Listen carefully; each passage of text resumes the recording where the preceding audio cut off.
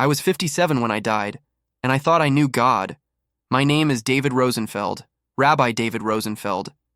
I spent 33 years teaching Torah, leading prayers, interpreting the ancient words. I died on October 14th, 2023, at 3:47 in the afternoon. My heart stopped for 11 minutes and 42 seconds.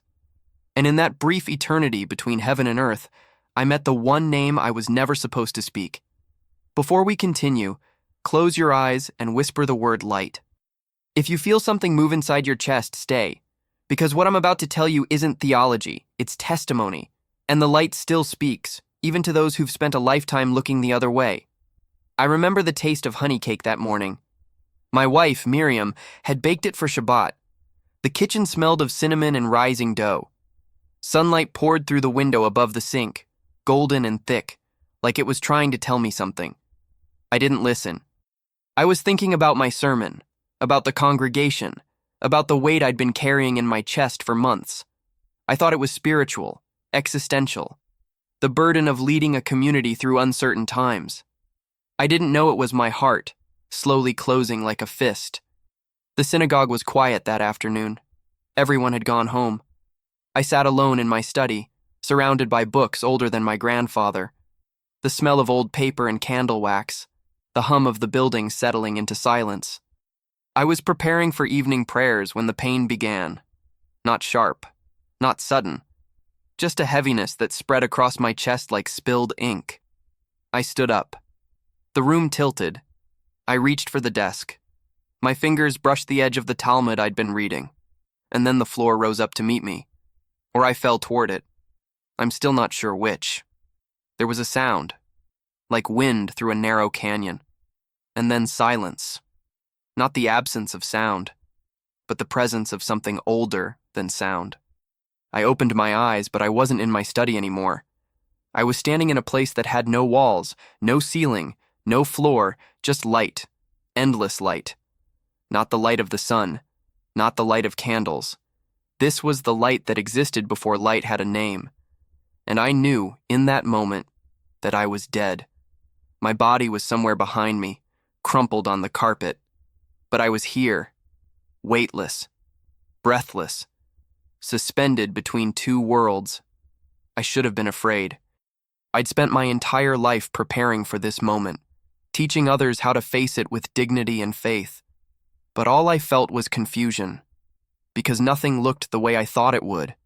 There were no gates, no angels with scrolls, no throne of judgment, just this vast, luminous emptiness, and a presence, quiet, patient, waiting. I turned toward it, though I had no body to turn with, and that's when I saw him, a figure made of light, but also flesh, human, but more than human. His eyes held the weight of every star ever born, and when he looked at me, I felt seen in a way I'd never been seen before, stripped bare, exposed, known. I knew who he was before he spoke. My mind resisted it, rejected it. This couldn't be him. This was impossible. I'd spent 3 decades teaching that he was a prophet, a teacher, a misunderstood son of Israel. But not this. Not the Messiah. Not the living God wrapped in human form. Yet here he stood. And the light that poured from him wasn't just radiance, it was truth. Unfiltered. Undeniable. I wanted to run, to hide, to wake up back in my study and pretend this was a dream. But his voice stopped me, gentle, firm, like a father calling a child home. He said my name, David, and the way he said it made me weep. He didn't ask me why I'd denied him, didn't accuse me, didn't condemn.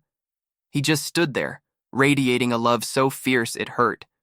And then he spoke again, his voice like water over stones. Do you want to see what I see? I couldn't answer. My throat was tight. My chest ached with a longing I didn't understand.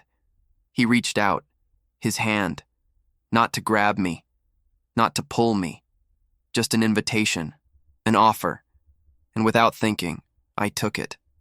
The moment our hands touched, the light exploded, and I was no longer standing in that luminous void. I was somewhere else, somewhere terrifying, somewhere I'd seen in my nightmares but never believed was real. We stood on a ridge overlooking a city. I didn't recognize it at first. The skyline was modern, glass towers, highways cutting through valleys. But the sky above it was wrong, dark, bruised, the color of old blood. And below, in the streets, I saw them. People. Thousands of them, moving like shadows. Their faces empty, their eyes hollow. They walked in straight lines, staring ahead, unblinking. No one spoke. No one laughed. No one cried. They just moved, synchronized, programmed. And above them, hovering in the air like smoke, were shapes. Dark, twisting, hungry. They weren't human. They weren't animal. They were something else, something ancient, something that fed on fear and silence. And no one saw them. No one knew they were there. Jesus stood beside me. His face was calm, but his eyes were filled with sorrow. He said, "This is the war that is coming. Not the war you read about in your prophecies, not the war of swords and missiles. This is the war for the soul, the war for the mind, the war for the heart." I watched as one of the shadowy figures descended onto a woman walking alone. It wrapped itself around her shoulders like a cloak. She didn't flinch, didn't resist. She just kept walking. And her face, which had been tired but human, slowly went blank. Empty, erased. I wanted to scream, to warn her, but Jesus shook his head. "She chose this," he said quietly, not with her words, but with her silence, with her surrender, with her decision to stop asking questions, to stop seeking truth, to stop reaching for light. The vision shifted. We were no longer on the ridge. We were inside a home, a small apartment. A man sat alone on a couch, staring at a screen. His face glowed blue in the darkness. He wasn't watching anything. He was just staring, letting the images pour into him, letting them fill the space where his thoughts used to be. On the screen, I saw flashes, news, entertainment, advertisements. All of it moving so fast the mind couldn't process it, just a blur of color and sound and rage. And around the man, the same dark shapes gathered, feeding, growing, whispering things he couldn't hear but somehow believed. Jesus knelt beside the man. He reached out and touched his shoulder. The man didn't notice, didn't feel it. But for a moment, just a fraction of a second, his face changed. A flicker of longing, of awareness, of something buried deep that still remembered what it meant to be alive. And then it was gone. The screen swallowed him again, and Jesus stood, his face heavy with grief. "This is the battlefield," he said. "Not the streets, not the nations, the human heart, the human mind, the place where eternity is decided." I looked at him, my chest tight. I didn't understand. I thought war meant armies, borders, bloodshed. But he shook his head. That kind of war is just the symptom, the echo. The real war happens here, in the quiet, in the choices people make when no one is watching, in the moments they choose comfort over truth, distraction over presence, fear over faith. And the enemy doesn't need weapons. He just needs silence, apathy, forgetfulness. Because a soul that forgets who it is will accept anything. The vision shifted again. This time, we stood in a church, a beautiful one. Stained glass windows, wooden pews, a pulpit at the front. But the building was empty. Dust covered the seats. Cobwebs hung from the rafters. And at the altar, where the cross should have been, there was nothing. Just an empty space. A void. Jesus walked slowly down the aisle. His footsteps echoed in the silence. He stopped at the front and turned to face me. "This too is coming," he said. "Not because I abandoned them, but because they abandoned me. They kept the rituals, the buildings, the words, but they forgot the fire. They forgot what it means to be consumed by love, to be undone by grace, to stand in the presence of the holy and be changed. And so the buildings will stand, but they will be empty. Monuments to what was, tombs for the living." I felt something crack inside me, a wall I didn't know I'd built. I thought of my own synagogue, my own sermons, my own prayers. How many times had I spoken the words without feeling them? How many times had I taught the law without offering the love behind it? How many times had I stood before my congregation and delivered knowledge instead of presence? I sank to my knees. The weight of it crushed me. Jesus knelt beside me. He didn't rebuke me, didn't lecture. He just placed his hand on my shoulder and waited. And in that silence, I understood. The war wasn't out there. It was in here. In me. In the choices I'd made. In the comfort I'd chosen. In the safety I'd built around my faith. The vision shifted one last time. We were standing in a field. Golden. Endless. The sky above was clear. No darkness. No shadows. And in the distance I saw people. Thousands of them, maybe millions. They were walking toward us. But not like the people in the city. These were different. Their faces were alive. Their eyes were bright. They moved with purpose, with joy, with a kind of lightness I'd never seen. And as they drew closer, I realized I recognized some of them. People from my congregation, people I'd known, people I'd taught. But they looked different now, younger, stronger, free. And behind them, walking among them, were others. People I didn't recognize. People from every nation, every language, every background. All of them moving together. All of them heading toward the same light. Jesus stood beside me, and for the first time, he smiled. "This too is coming," he said. "The war will be fierce. The darkness will rage. But it will not win. Because the light cannot be extinguished. Because love is stronger than fear. Because truth is louder than lies. And because I have already won." He turned to me, his eyes blazing. "The question is not whether they will survive the war. The question is whether they will fight, whether they will choose to see, to speak, to stand, to love when it costs them, to seek truth when it's dangerous, to reach for light when the darkness feels safer. That is the war, and it begins now." I wanted to stay there, in that field, in that light. I wanted to walk with those people, to be free like them, to leave behind the weight of my old life. But Jesus shook his head. "Not yet, David.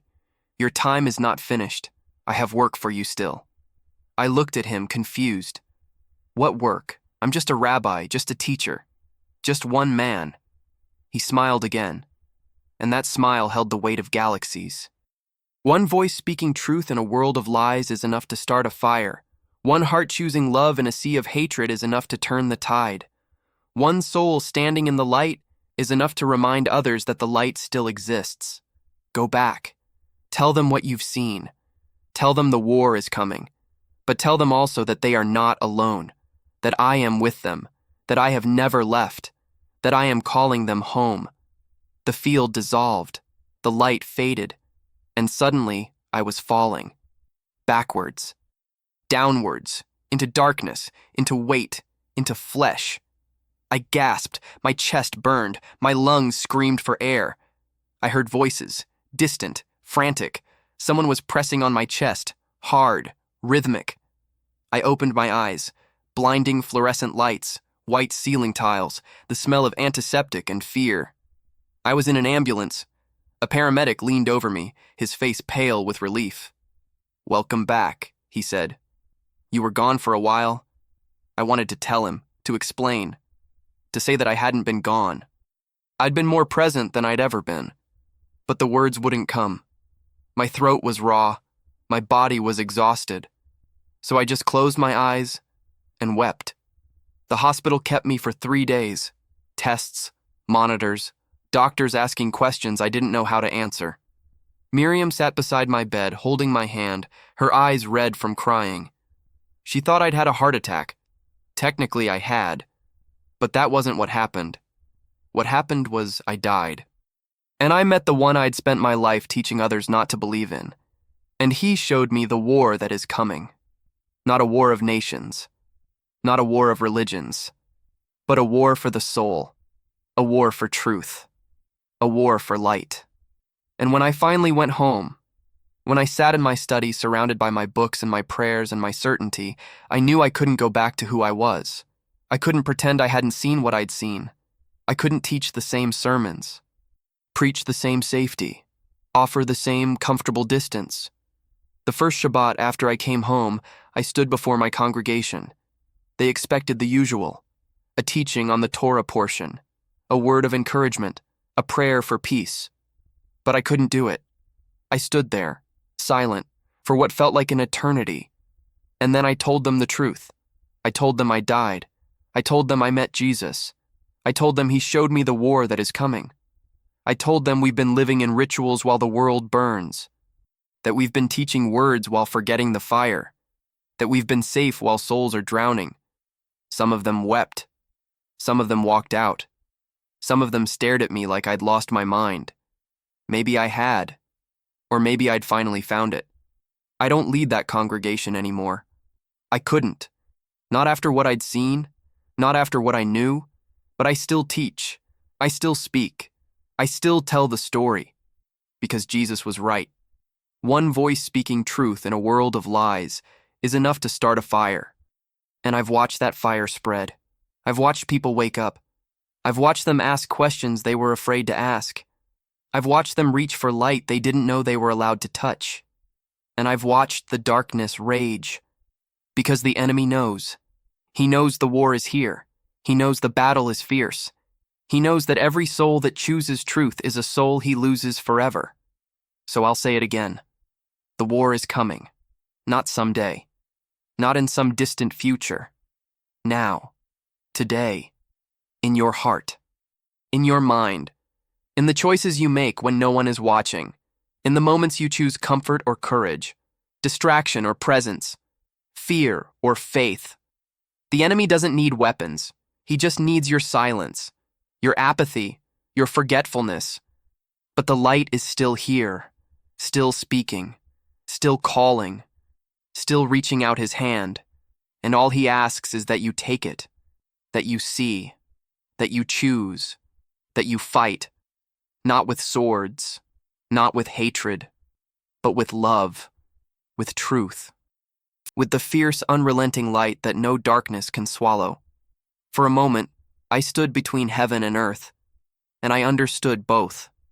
I understood the war. I understood the cost. But I also understood the victory. Because the light has already won, the question is whether we'll join him, whether we'll stand, whether we'll speak, whether we'll love when it costs us everything. That's the war, and it begins now. If this story reached your soul, write light below. Not for me, but to show that the light still speaks. Subscribe and stay in this journey, because the next story might be the one written for you. And if you feel the call, share this with 3 souls who need to hear it. Not because I ask it, but because somewhere in the silence of their hearts they're already listening.